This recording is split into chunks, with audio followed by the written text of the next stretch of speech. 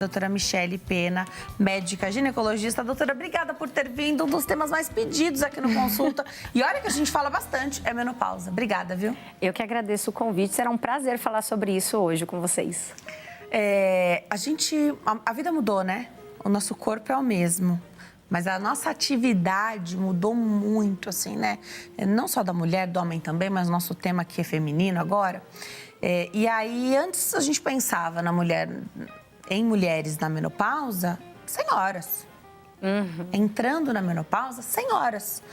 Hoje não. Hoje são mulheres muito jovens, o aspecto também é jovem, muito ativas, no auge da vida. E com detalhe, a maioria com filhos pequenos, ou seja, a energia tem que estar lá em cima, a disposição, é correr atrás de criança, conversar com escola, né? Então, essa atividade, esse dinamismo é muito grande nos dias de hoje, né? Exato. A gente, assim, antigamente, que nem você falou, tinha como se fosse a menopausa ou o climatério um marco temporal da vida da mulher, como se fosse uma parada dela, como mulher, uma produção, né? Uma pessoa produtiva. E hoje em dia não é mais isso. Então, a nossa longevidade realmente está trazendo isso, que a gente está chegando no nosso projeto profissional, nosso projeto de família, realmente nesse período mais dos 45 mais, né? E aí, acho que essa pauta vem muito para falar assim, tá, é um momento de transição que ele vai acontecer. Como que cada uma de nós vai estar dentro dessa situação, né? E eu acho muito legal essa parte dessa fala, realmente a gente falar sobre isso. Porque antigamente, até as mulheres eram mais velhas, mas era um assunto que ninguém conversava, né? Então, a gente acho que ou sofria sozinha, ou tinha as nossas dúvidas muito solitárias, não falava, né? nem esse nome. Não.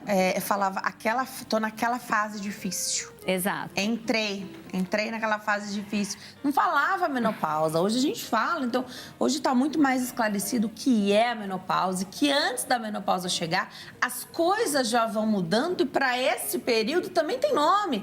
Que é o climatério que você falou, né? Exato. Então, a gente tem, assim, como marcos, né, temporais, a gente tem um momento de transição para a menopausa, para o climatério.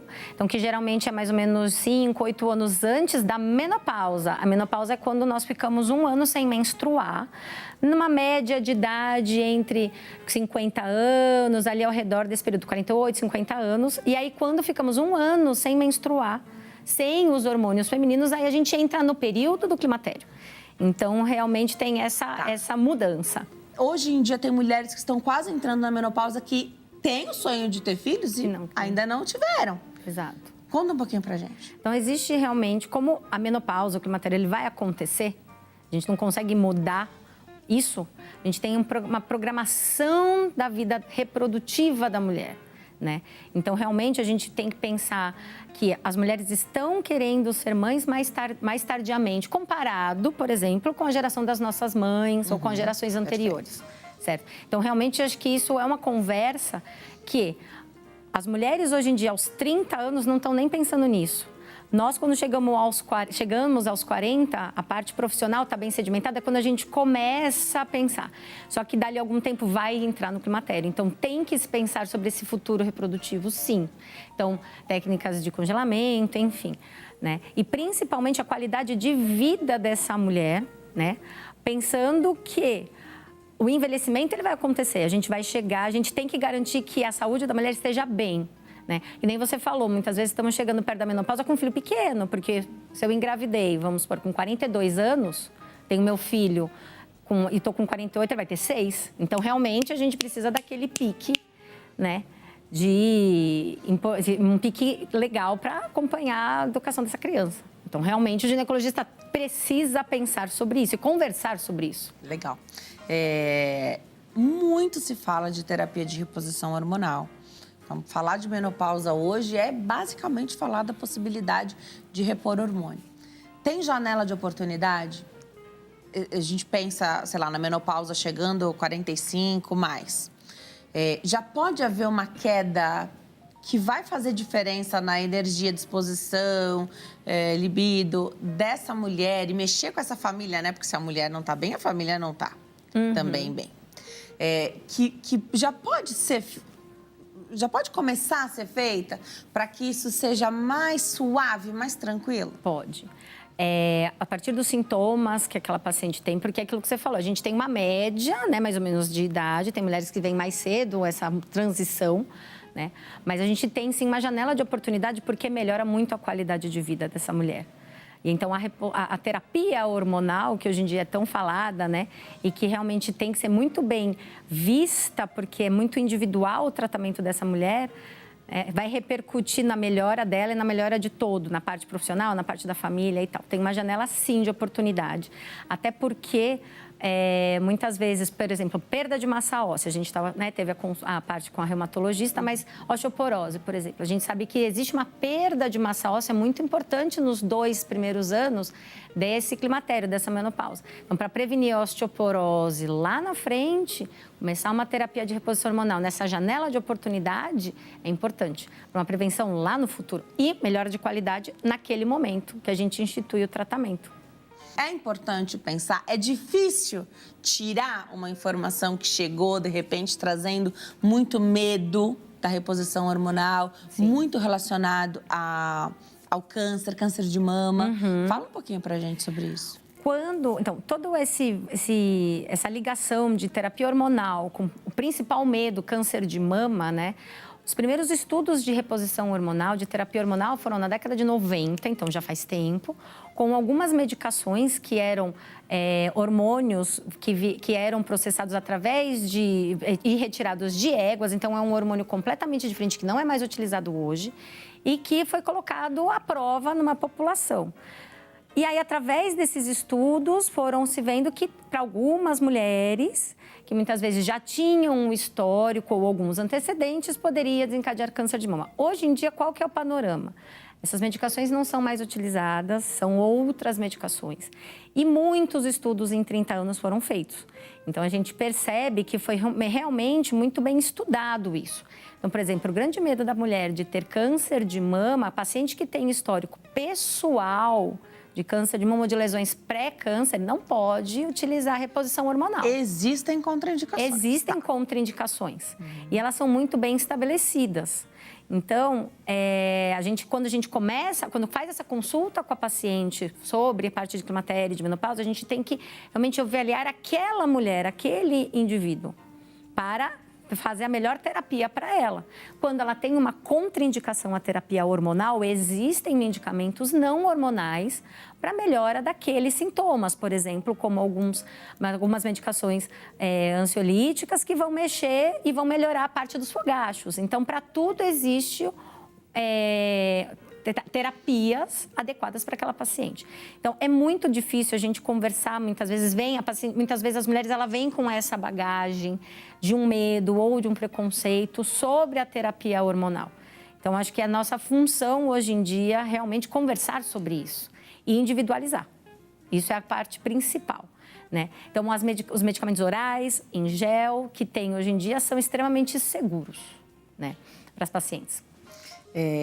Esse medo do acometimento pelo câncer, ele vem muito assim na fala mais popular de o hormônio ou a terapia de reposição hormonal causou. Então, como se a pessoa não tivesse, e se não tivesse feito a reposição, ela não teria o câncer. E não é nada disso, né?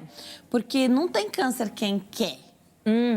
Você tem que ter ali a predisposição para isso, né? Então, essa parte que a gente fala em medicina, essa anamnese, ver essa parte pessoal, os antecedentes da mulher e da família é importante. Então, a partir do momento que acendeu uma luz esses critérios para você indicar a reposição hormonal são muito bem estabelecidos. Então, algumas pacientes não têm histórico pessoal ou familiar de câncer de mama, mas tem alteração hepática, tem intercorrência, não pode. Não vai fazer. Entendi. Entendeu? Não é só isso. É o que chama mais atenção. Exatamente. É a questão oncológica. É a parte oncológica. A gente fala de um acompanhamento aí, né, da mulher, e o ginecologista é esse grande parceiro que cuida da saúde da mulher como um todo. A gente pede a opinião do ginecologista para tudo que vai fazer, né? Pede indicação de outro especialista quando tem a necessidade, né? E na menopausa não é diferente. Para quem faz o acompanhamento assim como deve ser, uma vez por ano, fica mais fácil até de você perceber essas mudanças, né? Porque é praxe, mulher tem que saber a data da última menstruação, sempre. Sim. Né? Então, a gente já fica ligada ali no calendário para ter essa informação em qualquer lugar que a gente vá. Isso sempre é perguntado. Se a gente vai com certa frequência, até você consegue identificar, olha, tá diferente o ciclo, essas mudanças de padrão. Era um ciclo de 28 dias, 30 dias, agora mudou. Ou encurtou ou aumentou esse espaço. Isso é sinal de que algo está mudando? É um sinal de que começou a transição. Então, a transição é quando, antes de ter a parada absoluta do hormônio, né, não ter mais hormônio, você começa a ter uma alteração na concentração. Ora, ele está pulsando demais ou está pulsando de menos. Então, você pode ter essa variação. Tem mulheres que começam a ter um intervalo mais longo, com pouco fluxo, outras o contrário, um fluxo, um encurtamento com maior fluxo, enfim, mas começa a ter essa mudança. É o primeiro sinal. Tá. Né? Existem outros sintomas também que são muito individuais, né? Os fogachos, os famosos fogachos, que são esses calores que podem ser noturnos ou durante o dia, que às vezes, como as pacientes falam, são mais na parte superior do corpo, parece que está esquentando e que muitas vezes são muito desagradáveis, tá? Pode ter uma piora do sono, tanto da qualidade quanto também você ter sono intercortado. Muitas pacientes também podem ter alteração de esquecimento. A gente fala que é o brain fog. Parece que a cabeça está sempre meio umas nuvens na cabeça. Você esquece as coisas. E para a gente que está sempre trabalhando, isso às vezes é muito complicado. Né? Existem, sim, algumas alterações cardiovasculares, como às vezes se a paciente não tem uma dieta, exercício físico, começa a ter alteração de colesterol, da mudança corporal, né? Da constituição física começa a acumular mais gordura, a gente tem um padrão morfológico diferente.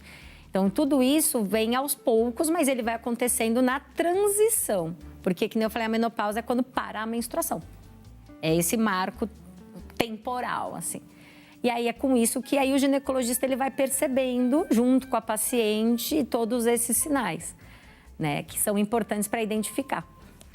Então, um tempo de consulta precisa ser considerado aí também para que você possa avaliar tudo isso, né? Entender que tipo de tratamento pode ser estabelecido, se é alguém que consegue tomar um remédio todo dia ou se é alguém que não consegue. Isso desde o método anticoncepcional, né? Exato. Eu falo que consultas de algumas... Consulta ginecológica em si, até para a gente conseguir entrar no universo da mulher, né? Ela não pode ser muito rápida, né? Então, realmente é um bate-papo, tem que ter uma abertura, né? Quando nós pensamos porque são várias queixas envolvidas, só a prescrição da terapia hormonal, quando a gente vai pensar e falar, ok, vamos começar. Você vai perguntar se a paciente consegue tomar comprimido todo dia, se ela vai ter essa lembrança de passar muitas vezes um gel ou ter o adesivo, se ela já usa às vezes algum dispositivo intrauterino, a gente pode associar. Então, isso demanda tempo. Né? Não é uma coisa tão rápida. E o acompanhamento seguinte depois, né? Porque aí a gente vai ver se tudo isso a paciente está se adaptando bem e se está tendo melhora dos sintomas que ela apresentou. Legal você falar do dispositivo. Então, a pessoa tem o DIU, a mulher tem o DIU e entrou na menopausa. Não precisa tirar o dispositivo. Existem 2 dispositivos intrauterinos que são os DIUs. Tem um que é o não hormonal, que é o famoso DIU de cobre. Então, pra gente não vai ter muito efeito. Nenhum efeito nenhum. Não vai ter efeito. Não vai ajudar, por exemplo, num tratamento de menopausa. Existe um que comercialmente chama Mirena, que é um DIU hormonal. E o hormônio que contém nele, ele está dentro do útero e protege uma camada de dentro do útero chamada endométrio e que ajuda a gente nessa parte da terapia hormonal. A terapia hormonal na mulher, né, para menopausa, a gente tem que pensar que é basicamente você repor o estrogênio que está diminuído, que está faltando. E esse estrogênio tem que andar em parzinho com a progesterona, que é o outro hormônio feminino, e que esse sim é indicado para as pacientes que têm útero. Pacientes que já tiraram o útero por outra intercorrência só usa estrogênio, por exemplo. Ah, tá bom. Então, tudo isso são pormenores da consulta que precisa realmente ser muito bem avaliado, por isso que é tão individualizado o tratamento. Tá. E a testosterona? Não é assim. A testosterona faz parte do rol de hormônios, que estão na corrente sanguínea feminina, mas ele não é o principal. Ele ajuda sim, né, muitas vezes no bem-estar da paciente, mas quando a gente começa a terapia, a gente pensa mais e introduz o estrogênio. Tem pacientes que vão se beneficiar com o uso da testosterona, por isso que é mais importante ainda também esse segmento, né? Então, não começa tudo de uma vez só. Vamos avaliando os dois principais, ou aquele que realmente está faltando, que é o estrogênio, e depois a gente vai associando outras medidas. Mas o principal é conversar com a paciente sobre mudança de hábitos de vida. Isso é importantíssimo. E se ela já tem hábitos bons? Aí a gente só vai ajustar. Tá. Exatamente. Você falou dos hormônios e tem um outro hormônio aqui, que talvez seja um hormônio, né? Vou falar. Gestrinona também ganhou muito destaque. E você não falou como principal, você falou outros dois. Sim.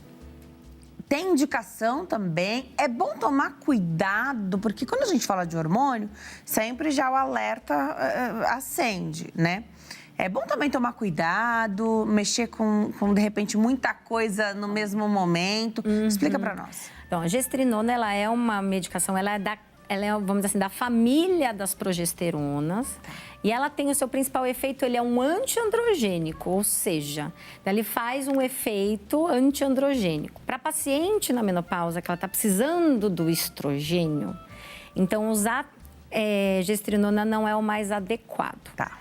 Por quê? Porque se eu estou querendo uma medicação que vai melhorar a massa óssea dela lá na frente, a gestrinona faz justamente o contrário, por exemplo, não vai ser interessante. A gestrinona está muito vinculada como o nome do chip da beleza, porque ele tem um efeito, né, parecido com a testosterona, que você, em algumas mulheres ou com algumas vezes, você tem uns ganhos de massa magra e tal. Mas tem também os seus efeitos adversos. Na menopausa, a princípio, ele não é a primeira escolha. Tá. Tenho todos os sintomas. Tenho a pausa ali dos 12 meses da menstruação. Tô na menopausa. Mas meus exames não estão tão ruins. Posso fazer reposição hormonal mesmo assim? É que nem eu brinco com as pacientes. A gente tem que tratar o paciente, não o papel ali do exame complementar. Então, os exames podem estar normais e tal. Muitas vezes, quando a gente tem a parada da menstruação, vai ter alteração no papel, vamos dizer assim, do exame laboratorial.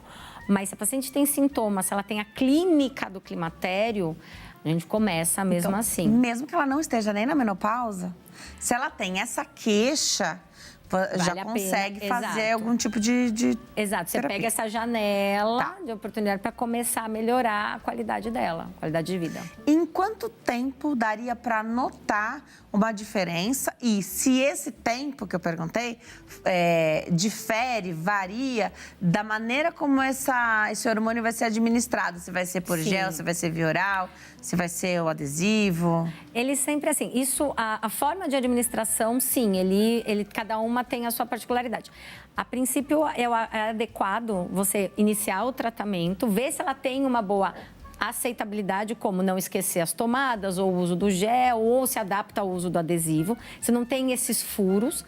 E aí, por exemplo, dali a algum tempo, você faz uma consulta para ver essa adaptação, 2 ou 3 meses. Se ela tiver uma boa adaptação de tomar a medicação e tal, ela já tem uma melhora. Então, às vezes, 1 a 2 meses, a paciente já sente, sim, essa melhora. Mas se ela não se adaptou, por exemplo, doutora, estou esquecendo de passar o gel toda manhã.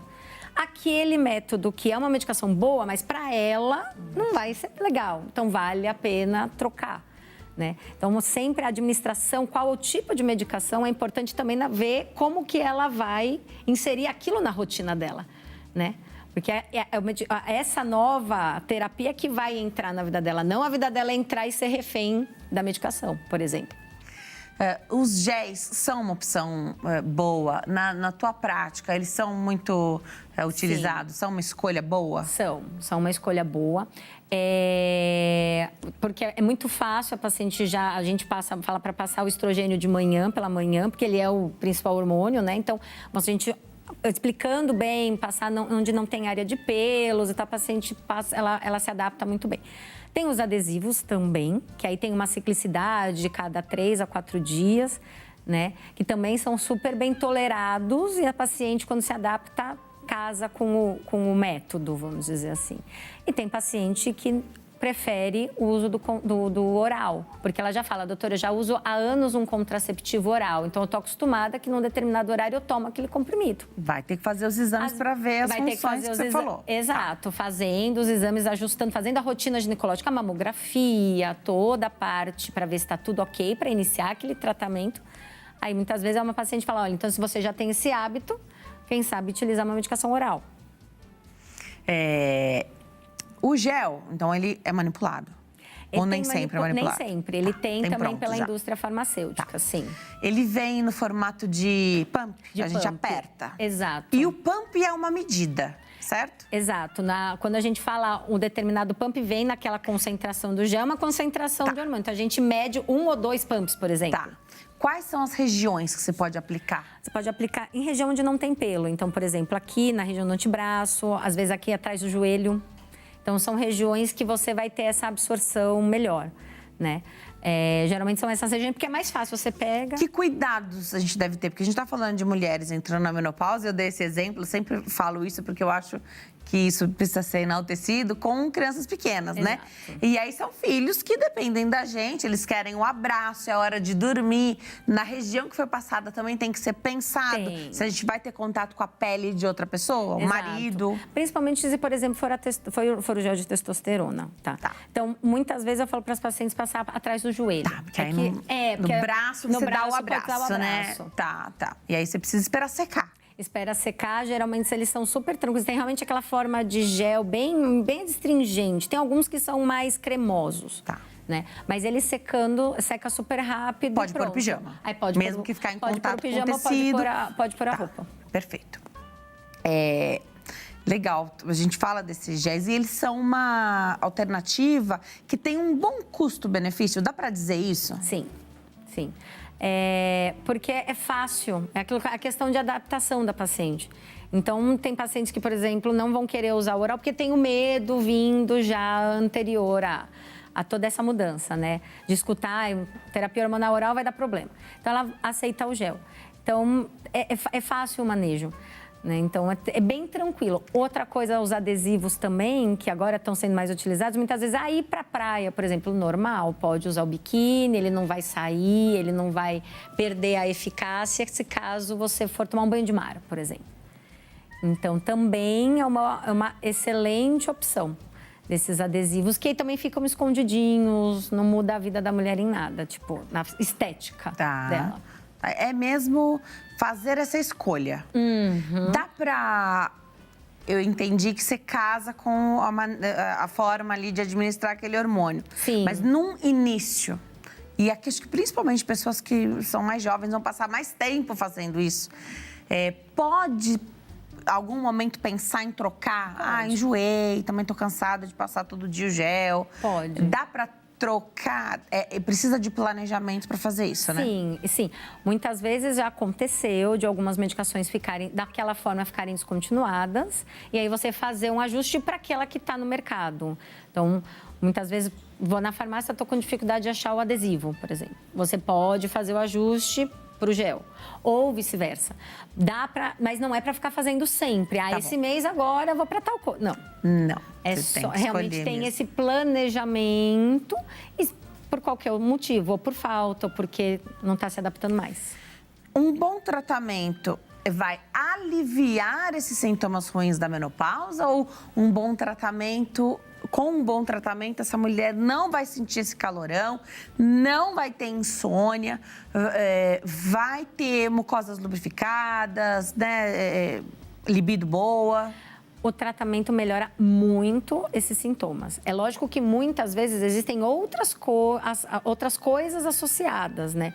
Um quadro de ansiedade ou de depressão, algumas outras coisinhas ali que precisam de ajuste, exato. Tá. Mas a melhora desses sintomas, por exemplo, principalmente vasomotores, que são os fogachos, né? Humor também, a parte cognitiva, melhora muito. Você falou da memória, né? Então, acho que mais importante até. Então, o calor, porque os relatos é que não tá calor, Você tá num ambiente, não tá calor, ninguém tá sentindo aquele calor e sobe aquela queimação e até um rubor, assim, né, na bochecha, né? Então, você fica muito em evidência, né? Incomoda bastante, é uma situação questão social, desconfortável para a paciente.